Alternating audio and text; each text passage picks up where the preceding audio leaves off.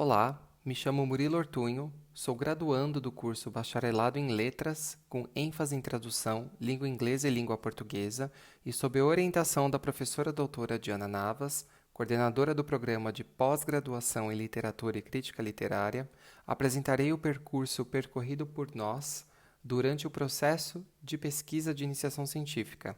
O projeto é intitulado Poética dos Gestos, a narrativa gestual em Carmen, obra coreográfica de Luiz Bongiovanni. Nesse sentido, o foco de nossa investigação recairá sobre aspectos referentes à presentificação desta obra clássica, sob a luz e o olhar contemporâneo de um artista brasileiro. Este projeto baseia-se nos estudos da linguagem e, mais especificamente, foca-se em como recuperar em um sistema semiótico, a dança, aquilo que está presente no sistema linguístico, a literatura. Para isso, analisamos o processo de transcriação realizado pelo coreógrafo brasileiro Luiz Bongiovanni ao desenvolver, em 2016, sua montagem contemporânea da ópera Carmen, de 1875, de Georges Bizet, apresentada no Ballet Teatro Guaíra. Para tanto, realizamos a coleta de conteúdos referentes aos aspectos teórico e sócio-histórico-cultural. Estes serão apresentados com mais detalhes no tópico Metodologia. Concernente à análise comparada entre o libreto de Carmen e a remontagem coreográfica de Carmen de Bongiovanni, apresentamos o excerto selecionado do libreto de Henri Meilhac e Ludovic Halev, junto à nossa tradução, do francês para o português, a transposição de Bongiovanni e seu correspondente ao excerto no libreto.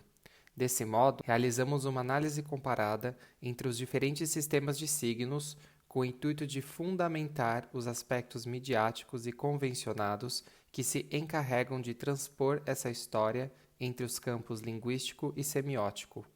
Concernente à sistemática adotada pela orientadora, foi proposta a divisão do processo de pesquisa em 3 etapas.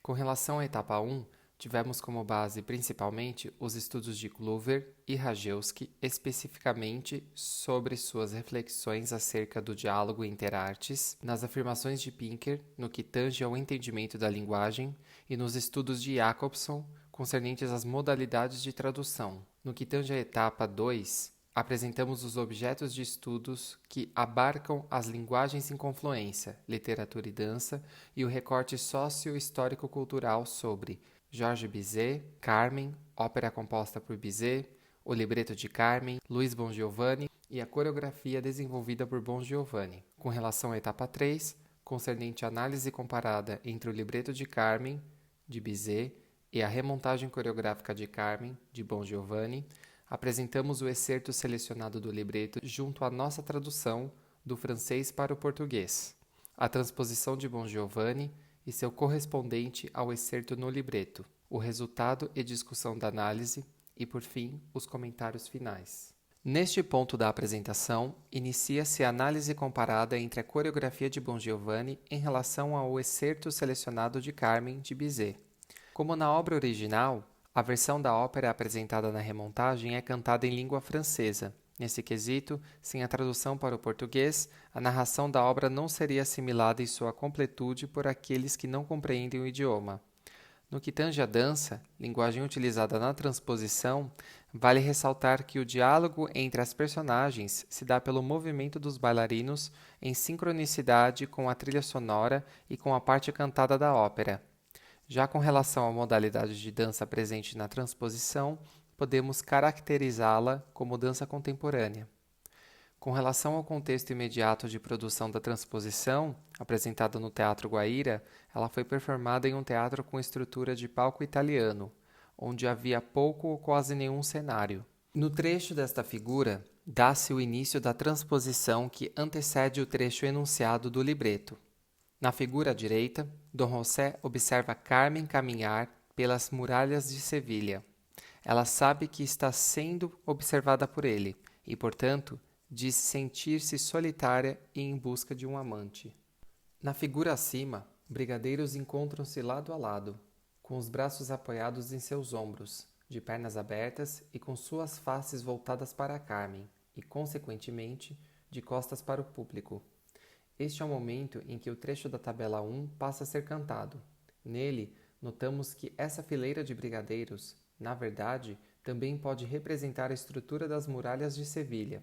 Essa estrutura pode ter sido recuperada ao utilizar a disposição de seus corpos enfileirados. Em sequência, na figura abaixo, temos a primeira manifestação da interação direta entre Carmen e os brigadeiros, aqueles que também representam as muralhas de Sevilha. Carmen, então, deita-se sobre parte daquela estrutura, padronizada, angulosa e estruturada. Esta, então, passa a se movimentar organicamente, enquanto se transforma em homens que a abraçam.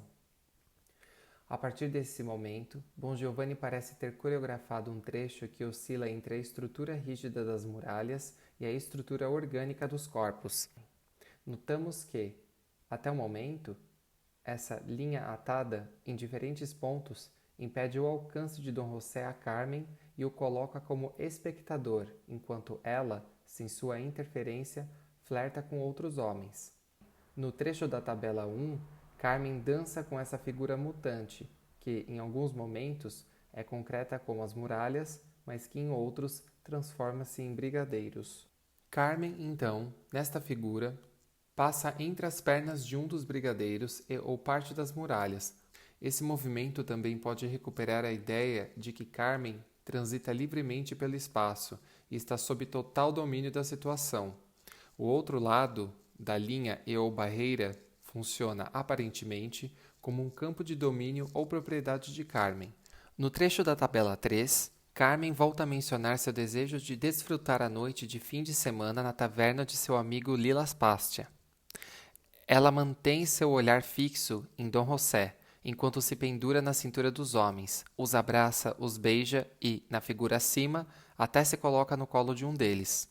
Durante toda a sequência de movimentos, as muralhas se desfazem e se refazem, na medida em que os homens emergem da estrutura sólida e voltam a se ocultar nela. Dom José, até esse momento, assiste Carmen em silêncio, enquanto seu sentimento de ciúmes cresce progressivamente. Na figura abaixo, ocorre uma transição musicada para a entrada de Dom José no trecho selecionado. Após o solo de Carmen, essa longa estrutura arquitetônica, localizada na parte central do palco, se transforma em uma fileira de homens que, individualmente, conforme o ritmo da música, dançam com movimentos de quadril, sutis e sinuosos, e de braços, fluidos e rápidos, cruzando-os e descruzando-os, como uma imagem de um maestro a reger uma orquestra. Esse momento parece nos dar a sensação de transição ou de antecipação de um novo elemento a ser introduzido na performance. Logo, essa figura vívida e orgânica volta a tomar a forma apática e concreta de uma barreira, das muralhas de Sevilha ou de uma linha que divide o palco, como se abrisse um novo ato. Em seguida, no trecho da tabela 4, temos a primeira manifestação de Dom José.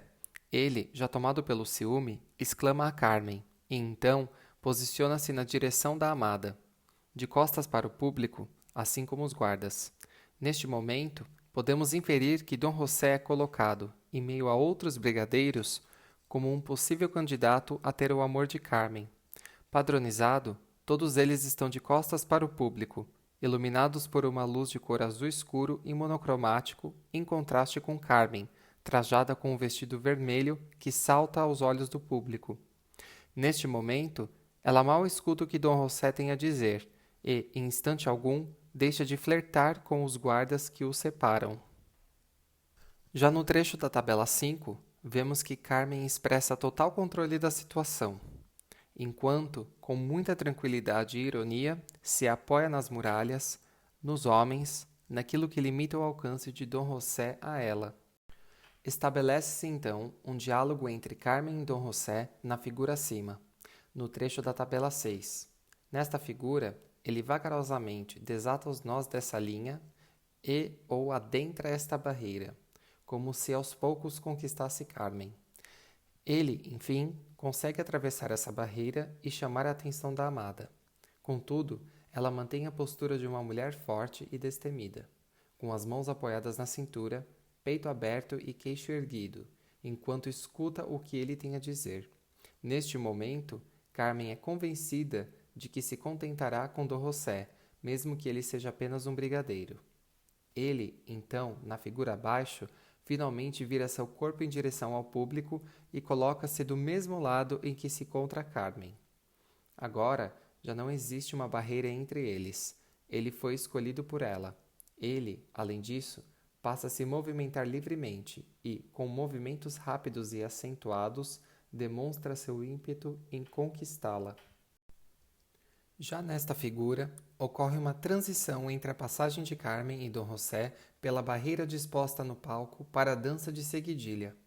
Ademais, notamos que Carmen e Dom José, agora juntos, saem do outro lado da barreira em direção ao público. Contudo, mesmo após pensar tê-la conquistado, Dom José se encontra novamente separado de Carmen quando eles, ao atravessarem aquela figura que os afastava, são separados por um dos brigadeiros. Nesse sentido, notamos que ainda assim existe algum elemento que, como uma barreira, separa os amantes. O excerto selecionado termina no trecho da tabela 8, com a transformação do ambiente que, antes tomado pela longa figura que dividia o palco, agora vê a estrutura desfeita. Nesse momento, mulheres entram em cena e todos passam a dançar juntos. Após o grande número, Carmen e as outras mulheres saem de cena, deixando apenas os homens no palco. Neste ponto, faz-se de extrema importância reiterar alguns conceitos aplicados ao processo da análise comparada entre os objetos de estudo. Como afirma Kluver, no que tange à transposição intersemiótica, conceito cunhado por Jacobson, uma transposição intersemiótica ocorre como uma tradução que será melhor apreciada pelos leitores que precisam menos dela. Isto é, quanto maior o conhecimento de mundo do leitor, maior será a sua apreciação e compreensão daquilo que lhe é proposto na transposição. Além disso, faz-se necessário também retomar a proposição de Rajewski no que diz respeito ao processo ocorrente inter as mídias às quais Carmen de Bizet e Carmen de Bongiovanni pertencem. Segundo a autora, qualquer prática cultural ou artística dependerá de sua medialidade e de sua materialidade.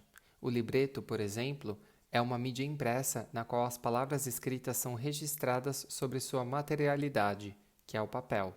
Já na dança, os corpos escrevem seus movimentos sobre sua imaterialidade, o palco. Além de ser composta pela estrutura cênica, como a iluminação, os figurinos, a trilha sonora e outros fatores pertencentes a esta mídia. Isto é, por tratarmos de diferentes mídias, materialidades e sistemas de signos convencionados, não podemos, neste contexto específico, selecionar, por exemplo, a preposição para, utilizada no campo linguístico, e buscar um equivalente a ela no campo semiótico pertencente à transposição. Ao levarmos esses conceitos em consideração, procuramos pontuar as soluções encontradas por Bongiovanni que estão diretamente relacionadas aos elementos convencionados que podem ser reconhecidos nas duas mídias.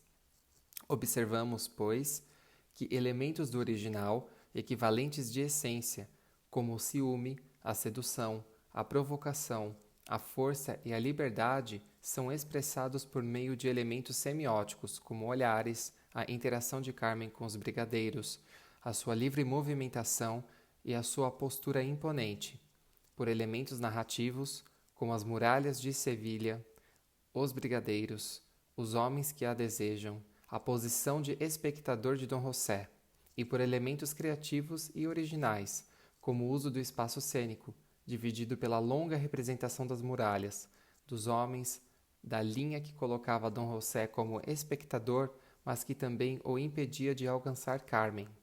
Por fim, a combinação desses elementos presentes entre a obra original e a transposição de Bongiovanni possibilitou que Carmen fosse, mais uma vez, presentificada de forma autêntica e que essa recriação pudesse fomentar a produção de arte e cultura no Brasil, além de possibilitar a investigação no que tange às áreas, ainda a serem exploradas, de estudos interartes e de intermedialidade.